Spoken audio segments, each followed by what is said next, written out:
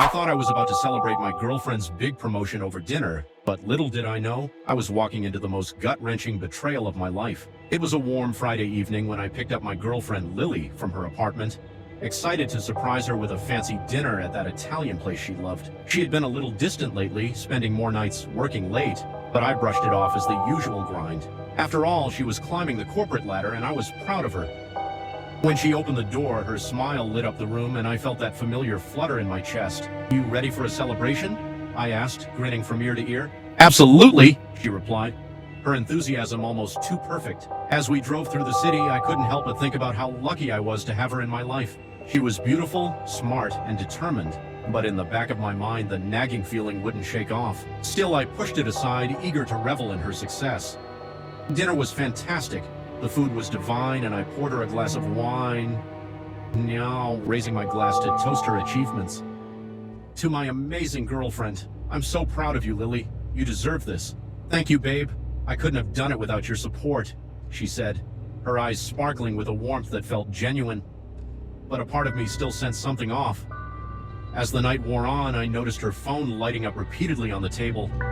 Every time I glanced at it, I saw her bite her lip, her expression shifting slightly.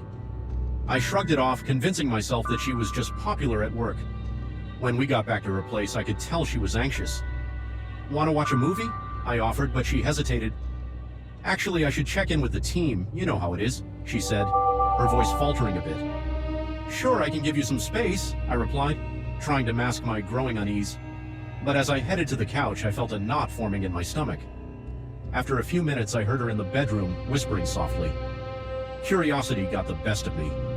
I quietly approached the door, my heart racing. That's when I heard the unmistakable voice of my roommate, Jake. They were laughing together and I felt my blood run cold. I stood there, frozen, until the door creaked open just a bit. I caught a glimpse of them on the bed, Jake's arm draped casually around her shoulders as she leaned in close. I couldn't process it at first. Was this really happening? Without thinking, I slammed the door open. "What the hell is going on?" I shouted, my voice echoing through the small apartment. Both of them jumped, Lily's face drained of color. "Oh my God, Chris!" she stammered, clearly caught off guard. Jake scrambled to sit up, a look of guilt washing over his features. "Seriously? You told me you got a promotion, but it looks like you've been too busy with my best friend to even work," I seethed, the betrayal hitting me like a freight train. "Chris, please, it's not what it looks like," Lily exclaimed, but her frantic voice only fueled my anger. "Not what it looks like? You've been lying to me for months. I thought you were busy at work," I shouted, struggling to contain the hurt swelling inside me. Jake shifted uncomfortably, glancing between us. "I'm really sorry, man. I didn't mean for it to happen," he stuttered, but his words only stung more. "You didn't mean for it to happen. You're my roommate, my best friend. You were supposed to have my back." I could feel tears stinging my eyes, a mix of anger and disbelief consuming me. Lily stepped forward, her voice shaky. "Chris, save it," I snapped, holding up my hand. "You both have betrayed my trust in the worst way possible. I thought I was celebrating you, and instead I walked into this mess." I turned and stormed out of the apartment, my heart pounding as I stepped into the cool night air. The weight of betrayal hung heavy on my shoulders. I had never felt so lost and humiliated.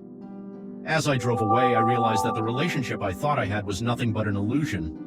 I didn't just lose my girlfriend that night, I lost a friend too. I needed to figure out how to pick up the pieces and move on, but one thing was clear. I was done. Absolutely.